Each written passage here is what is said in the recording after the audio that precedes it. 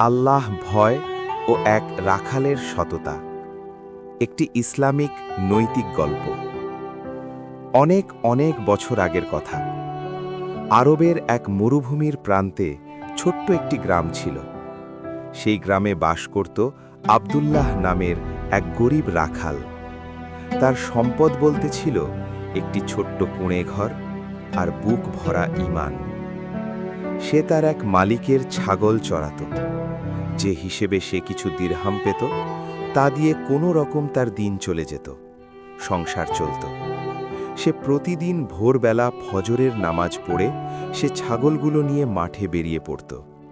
দুপুরের রোদে পুড়ে ঠান্ডা বাতাসে কাঁপে, তবু মুখে লেগে থাকত আল্লাহ জিকির। একদিন সন্ধ্যার আগে আগে এক ধনী ব্যবসায়ী আব্দুল্লাহের কাছে এলো। সে এসে আব্দুল্লাহকে এই বলে ডাকল, এ রাখাল, তুমি আমার কাছে আসো।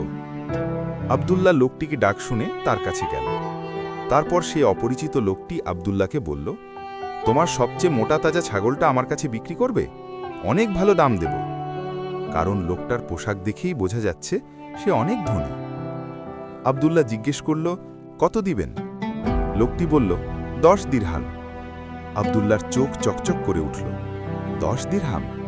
এত বেশি যে আব্দুল্লাহর 1 মাস সংসার চালাতে পারবে, তার অসুস্থ মায়ের জন্য ওষুধ কিনতে পারবে, ছেঁড়া কম্বলটাও বদলাতে পারবে। তখন আব্দুল্লাহ সে ছাগলটার দিকে তাকালো, কিন্তু তখনই তার মনে পড়ল এই ছাগলটা আসলে তার মালিকের। সে শুধু রাখাল, মালিক গ্রামে নেই, দূরে সফরে গেছেন। মালিকের অনুমতি ছাড়া এটা বেচার কোনো অধিকার তার নেই। ব্যবসায়ী লোকটা বুঝতে পারল আব্দুল্লাহ দ্বিধায় পড়েছে। সে হাসল, কি ভাবছ? 15 দিরহাম দেব। মালিককে বলো ছাগল হারিয়ে গেছে। মরুভূমিতে অনেক কিছুই হারায়।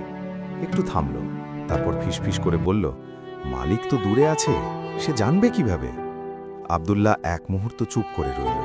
তারপর শান্ত কণ্ঠে বলল, মালিক না জানুক, কিন্তু আল্লাহ জানেন। ব্যবসায়ী হতভম্ব হয়ে গেল। কি বললে? আব্দুল্লাহ সোজা হয়ে দাঁড়িয়ে বলল, আপনি বললেন মালিক জানবে না, কিন্তু আকাশে যিনি আছেন আল্লাহ সুবহানাহু ওয়া তাআলা, তিনি কি জানবেন না? তিনি কি দেখছেন না? আমি কি তাকে ভয় করব না? মরুভূমির বাতাসে কথাগুলো ভেসে গেল।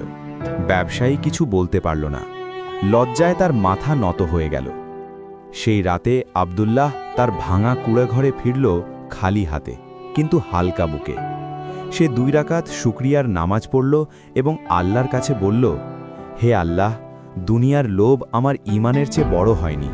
এই সততার বদলে তুমি আমার মায়ের সুস্থতা দাও, আমার রিজিকে বরকত দাও। কয়েকদিন পর মালিক ফিরে এলেন। পাশের গ্রামের কেউ সেদিনের ঘটনা মালিককে বলে দিয়েছিল।